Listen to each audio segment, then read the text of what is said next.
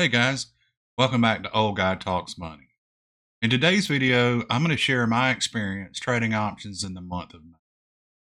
In a previous video, I questioned whether it was a viable strategy to earn additional income in retirement trading options. In that video, I did a high level explanation of how options work, the strategy I was using with covered calls and secured cash puts, and I shared my performance for the month of April where I made $7,500. At the end of that video, I made a commitment to come back and share with you my experience for May, and that's what we're doing today. So, what did I do during May? Well, I have two accounts. One is a taxable brokerage account, and one is an IRA, a Roth IRA. And if you're curious, can I trade options in an IRA? Absolutely can. The limitation is you cannot trade on margin because you can't use IRA money as collateral, but you can do the strategies that I'm using, which are covered calls and secured cash put. So the first week of May, I used two stocks. The first was SPY, and this was in my taxable brokerage account. Now, SPY is an exchange traded fund, an ETF, and it's designed to mirror the performance of the S&P 500. In my Roth IRA, I use Truist. Now, Truist is a regional bank, and it is the what formed from BB&T and SunTrust when they merged. Okay. Now, a secured cash put, very simply, is I am selling an option contract. Okay, I have agreed to buy a certain quantity of shares. Each contract is 100 shares um, at a certain price. That's the strike price on a certain date. That's your expiration date. And so if I'm the seller, that means there's a buyer.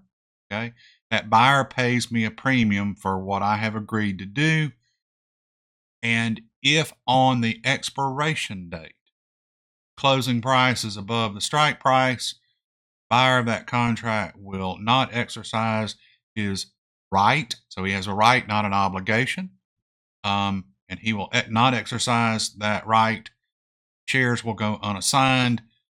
I get to keep the premium. We go on to the next week. If, on the other hand, the closing price is below the strike price, the shares will get assigned. I will end up owning the shares. And if you think about it, makes really good sense because if the market value is below what I have agreed to purchase the shares at, you can buy those shares in the open market, sell them to me, pocket the gain. All right, so first week had two contracts, 200 shares of SPY, strike of 504. I collected $1.55 in premium, ended up with a 16% annualized return. Truist, I had 8 contracts or 800 shares with a 37.50 strike price, got 24 cents per share in premium, and that equates to right at a 32% annualized return. So for the week, I made $495. If you'll notice, closing price on both of the stocks was above my strike price. Go back to what I said earlier. The buyer of the contract did not want to exercise his right, and the shares went unassigned. I collected the premium or kept the premium. We moved on to the next week. So let's see what happened on the next week.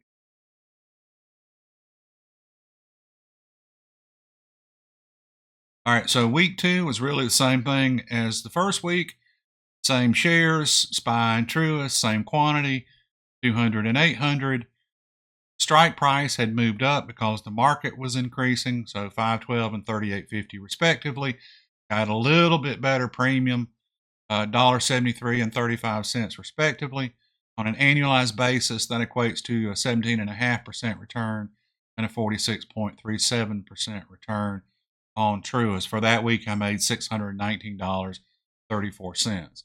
Stocks closed above my strike price. They went unassigned. I just kept the premium, moved to the next week. All right, so here we are in the third week of the month. Really did the same strategy that I'd been doing. I set these things on Monday and check them on Friday. Kind of how it works. All right, same quantities, 200 and 800.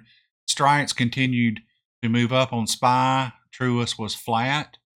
Got $1.53 and 27%, 27 cents per share premium. made $515 for the week. You can see the annualized returns at 15.3 and 35.6. Closing price on these again was above the strikes. Went unassigned. I collected the premium.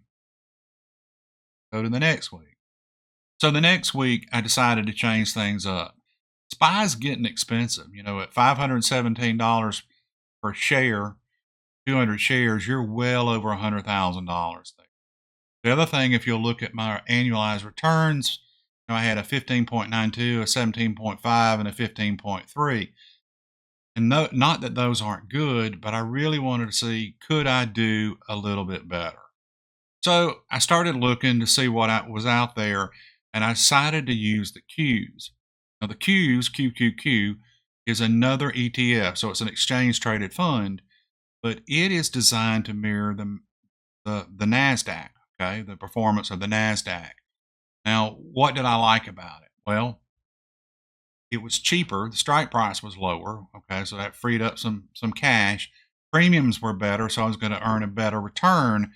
So I decided to move from SPY into the Qs, which meant because it was $67 per share or so less, it freed up cash that I could, in my brokerage account, also pick up some True.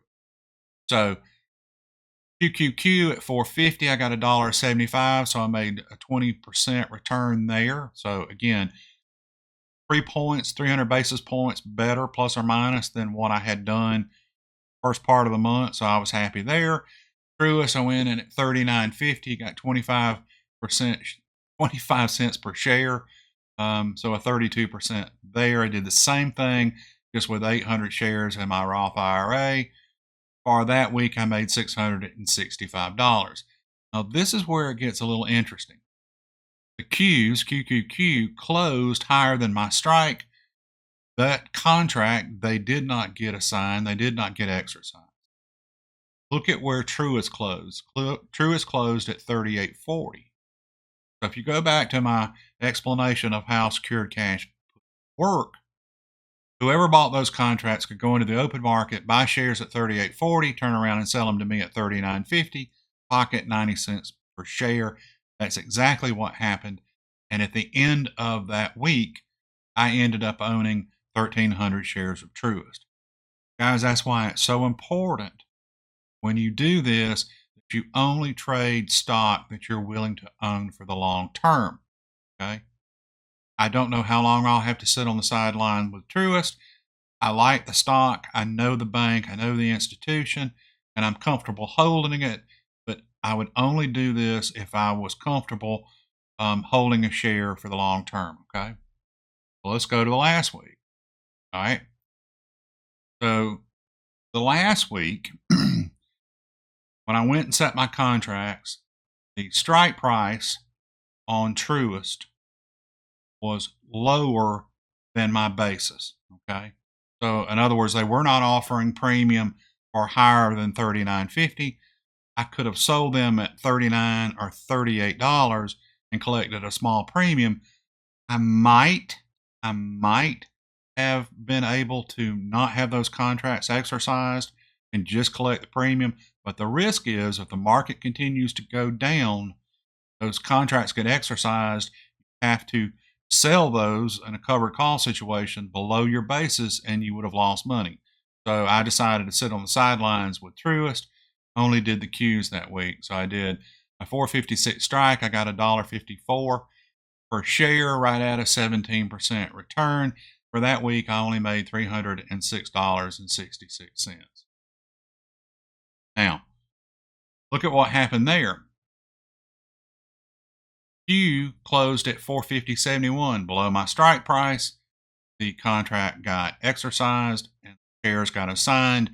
And so at the end of May, I ended up owning 1,300 shares of Truist and 200 shares of QQ. Now, what does that mean? Well, I went from selling puts to get in. Now the strategy is to sell calls, covered calls. I talked about this in the previous videos. They call it the wheel strategy. You sell secured puts to get into the market. Then once you own the shares, you sell covered calls against it. Once you get taken out, you start the process over again, and it just kind of rolls forward. Okay. So at the end of the month, I own shares, and I will move forward in June trying to sell covered calls. So here's how I did for the month: $2,601.70. To give y'all a frame of reference, I thought it was important to share with y'all the amount of money that supported this. Okay, so I own 1,300 shares of Truist and 200 shares of Q. How much does that equate to? And it equates to right at $143,000. The other thing I wanted to do was gut check this. My whole idea is this a way that when I retire, I can put money in an IRA, trade options again, earn income better than I would just letting it sit there and use that to help fund my retirement. Okay. So, what I wanted to do was just look at what I could have done safely, a no risk return uh, effort. Okay. So, I looked at a high yield savings account. Now, my high yield savings account right now earns 4.5%. If I had that $142,550 in that, I would have earned for the month $504.86 on that amount of money. Compare that to what I actually did at $2,601.70. So I beat that by roughly $2,096.84. Pretty good. Now, if you said, "Oh, guy, I get that, but I'm getting better than 4.25 on my high yield savings," and I've heard 5% out there. There may be some that are higher than 5. I'm not sure I'm willing to shop it for that amount. I get it. I'm maybe leaving some money on the table, but I like where it is right now. But for fairness, I thought, well, let's calculate it at 5%. Let's just see, let's go up a little bit, 75 basis points. So on at 5%, $143,000, I'd have made 593. I still beat that by almost $2,008. Okay. So very satisfied with the month. Sold puts. Now I'm going to have to sell covered calls. Interesting thing, and I can tell you, so when I'm recording this video, we're already through the first week of June. I was able to sell calls on the Q. I am still sitting on the sideline with Truist. As we move through time, I may do some year to dates to kind of show you where I am.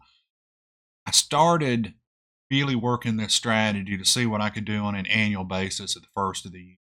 Because you can look at the annualized returns, and I had a week where on Truist I made a 46% return, which sounds really good. That's taking 1 week, multiplying it by 52, and dividing it by the amount of money. Well, the fact of the matter is, I'm sitting on the sidelines right now, and that's eating into that return. The real proof of the pudding is going to be at the end of the year. Take what I earn, divide it by the total amount of money that I was using to support those transactions, see what my real return is. Okay. So right now, looks good. I think it's a viable strategy. Even if it doesn't work the entire year, I do think I will do this in retirement because when the market works with you, the returns are really, really good compared to your other alternatives. So that's what we did in the month of May. I appreciate y'all hanging with me. I hope you enjoyed the content. Please hit the like and subscribe. It helps me grow the channel. If I can help one person learn something they didn't know, give them something to think about, or maybe try and make their life a little better, that would really please me. So thank you guys for joining me, and I will see y'all in the next video.